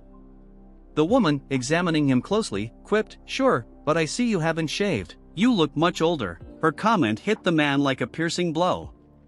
One of the elder men added, "You look at least 5 years older," delivering another verbal strike. Visibly shaken, the man watched as the trio departed, their words leaving him metaphorically wounded. As they walked away, one of the elders murmured, "Why did he decide to participate in the Dragon and Phoenix tournament again? It seems like he's up to something strange." The group quickened their pace, eager to reach the hall. Meanwhile, in the grand hall of the Dragon and Phoenix tournament, an announcement echoed through the space, declaring the next challengers. The crowd turned in surprise, their attention fixed on Legion and Cherian. Whispers filled the room as people scrutinized their presence. Legion stepped forward confidently. "I am Legion from the drifting clouds and flowing water," he introduced himself. Cherian followed, introducing herself with equal poise. "I am Cherian from the Righteous Sword Pavilion." Murmurs rippled through the audience. "Drifting clouds and flowing water? Sounds like this lunatic doesn't belong to any clan," someone muttered skeptically. Legion turned to Cherian with a faint smile. "Since your Scarlet Trace sword technique has reached the 9-star realm, this should be easy, right?" Her eyes widened in disbelief. 9-star? After having my technique corrected earlier, it actually reached the 9-star realm? Legion chuckled. "That's what I heard, at least," he teased. Her confusion deepened as she stared at him. He grinned playfully. "Do you know the operation name for this challenge?" "Operation name," she repeated, puzzled. Without missing a beat, Legion leaped forward. "Operation Dragon and Phoenix shine together," he declared with enthusiasm. Halfway across the stage already, he turned back toward her with a bright smile. Cherian shook her head in amusement but followed closely behind. The rain had stopped, and under the clearing skies, the two moved gracefully along the stone pavement. The audience watched in awe, many breaking into a sweat as they tried to comprehend the elegance and speed of their movements. Legion glanced at Cherian mid-motion. "Pretty good, aren't you?" She smiled, her expression light and free. Thanks to someone, she replied, her gratitude clear. As she moved, Cherian felt an unfamiliar lightness in her body, as if she were dancing. For the first time, she marveled at her own agility, the newfound harmony between her body and mind. Legion, still in action, spoke to her with insight. The mind comprehends principles, and the body channels them into action. That's how you grasp the essence of martial arts. The essence of martial art, Cherian repeated in her thoughts. She landed smoothly, astonished by her newfound ease. Looking down at her feet, she realized they had already reached the end of the stage. Beside her, Legion had also finished with equal composure, a satisfied smile on his face as they stood victorious together. Cherian turned to Legion, her voice tinged with disbelief. I didn't even realize how I made it here. Legion simply smiled at her, his expression lighthearted. That was an impressive operation. Dragon and Phoenix shine together, he remarked with a grin. Cherian returned his smile, her features softening as his words sank in. The examiner's voice echoed through the hall, announcing their success. Legion and Cherian have passed the second round of the Dragon and Phoenix tournament. Outside, the streets buzzed with conversations. Everywhere, people discussed martial arts and the events of the tournament, the excitement evident in every word. Amid this lively atmosphere, Legion strode purposefully through the crowd, his expression focused. Soon, he arrived at a secluded area where the three elders awaited him. As his gaze met theirs, Legion's typically cold demeanor melted into a youthful smile. Stretching his arms wide, he exclaimed, "Grandmother!" His tone was filled with childlike warmth as he approached for a hug. Before he could reach her, a small blade flew toward him, grazing his forehead and drawing a trail of blood. The old woman sneered, "Disgusting lunatic. Anyone would think you were my real grandson." One of the elder men chuckled from behind. "You really do act like a brat." Their laughter filled the air, creating an oddly cheerful scene despite the tension. Legion wiped the blood from his forehead with an exaggerated pout. "It's been so long since we've seen each other, and this is how you greet me? You're too much." The old woman shook her head, her tone sharp but tinged with amusement. "You told me you're establishing a martial faction here. What exactly are you planning after stirring up such trouble?" Legion's playful smile shifted into one of cool determination. "What do you think?" he replied, his voice steady but cold. "I'm going to devour the Jongo Union." The old woman's expression turned serious. "Do you think uniting Jianghu is that simple? Beyond the 4 great alliances, what about the 9 great sects and the 4 major clans?" Her sharp gaze bore into him as she added gravely, "And what will you do about the divine cult?" The mention of the divine cult, a power equal to the demonic cult, caused the atmosphere to thicken. For a moment, even Legion's composure faltered. But then, his calmness returned. "I don't concern myself with what hasn't happened yet," he said nonchalantly. The tension eased as the elders sighed. The old woman muttered, "Who does this boy take after?" Legion instructed his companion and servant, "Escort them well." The servant hesitated before asking, "Where are you headed, young master?" With a sly smile, Legion replied, "To deal with an ugly lunatic." The scene shifted to a mesmerizing landscape of cliffs and valleys. Cherian's voice broke the quiet. "No way, you're joking, right?" Legion's grin widened. "Not at all. We're crossing that bridge." In front of them stretched a rickety, weathered structure, the life and death bridge, a perilous path suspended over a deep chasm. Cherian's face paled as fear gripped her. "I can't do it," she said, shaking her head. Legion's tone remained indifferent. "You'll regret it if you don't." As they approached the bridge, Legion explained that the lunatic he sought was connected to Cherian. Then, with casual ease, he stepped onto the bridge. "It's just like walking on flat land," he said, striding forward confidently. Cherian froze, horrified by the sight of him standing above the treacherous cliffs. "You could fall at any moment," she shouted. Legion turned to her, his expression calm. "That kind of thinking separates an expert from a novice. To an expert, this is no different from solid ground." His words struck a chord, and Cherian's pupils dilated in realization. Embarrassed but determined, she muttered, "I know that too." Legion smiled at her. "Then if you have the mindset of a martial master, wouldn't you give it a try?" His words resonated within her, and after a moment of hesitation, she stepped onto the bridge. Her heart raced, but she pushed forward, gripping the ropes tightly. Surprisingly, it wasn't as terrifying as she had imagined, though every step still carried weight. As she reached the middle of the bridge, where Legion stood waiting, he turned to her with a mischievous grin. "Oh, I forgot to mention, be careful of the wind. It might blow off an ear." Cherion's eyes widened in alarm as a powerful gust swept through the valley, transforming into a near tornado. The bridge swayed violently, and the wind howled around them. Legion stood unshaken, his figure steady amidst the chaos. Cherion, on the other hand, struggled to maintain her balance, gripping the ropes tighter as the wind whipped around her. In that moment, Legion's composed image seemed untouchable, while hers was surrounded by the fury of the storm. The wind surged violently from behind, barreling toward Cherion with an almost deliberate force. She turned to look, panic flashing in her eyes, just as the gust lifted her into the air. The bridge swayed violently beneath her, and her body hung suspended, her face frozen in shock, unable to process what was happening. Legion called out to her, his voice steady and commanding.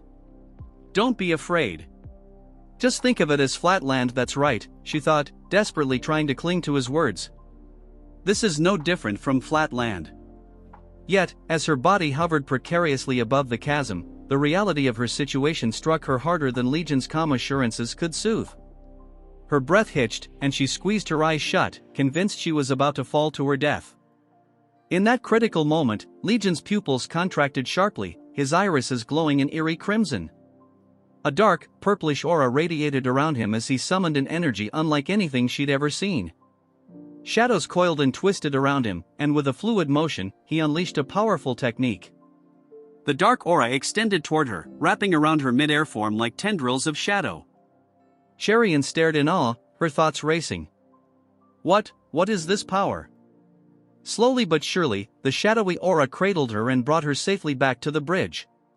Her feet touched the swaying planks, but her entire body trembled as if the terror of the moment still clung to her.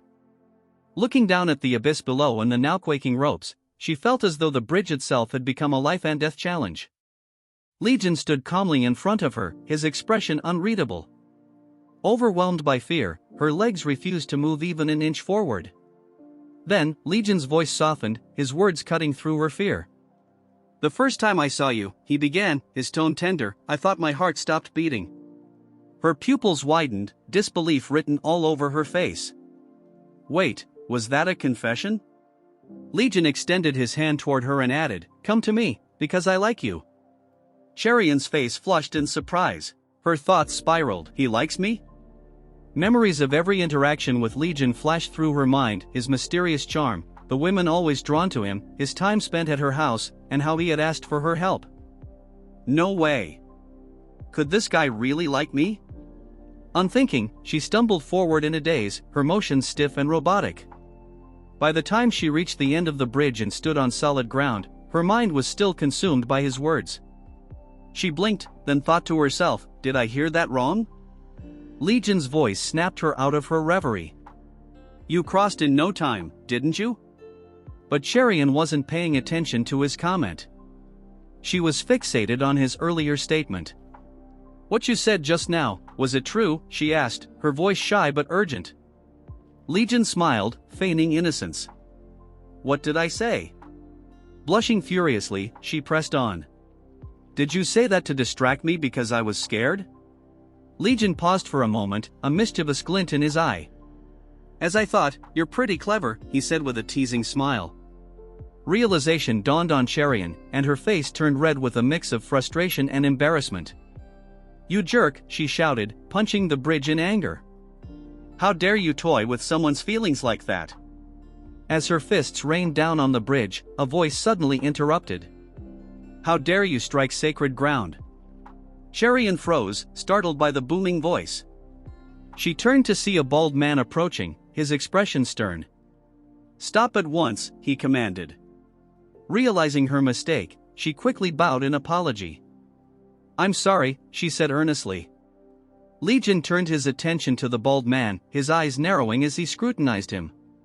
The monk, noticing Legion's gaze, faltered, his stern demeanor crumbling.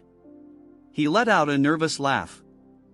Ah, young people these days, carry on, he stammered, attempting to retreat. Legion's voice cut through his attempt to flee. You've got quite a convincing disguise, haven't you? The monk froze in his tracks as Legion's expression darkened, his eyes gleaming with a devilish intensity. But you can't deceive my eyes, you ugly lunatic. The monk's face twisted in alarm as Legion confronted him, his presence radiating both power and menace. And that concludes this video. Don't forget to like and subscribe for the next part.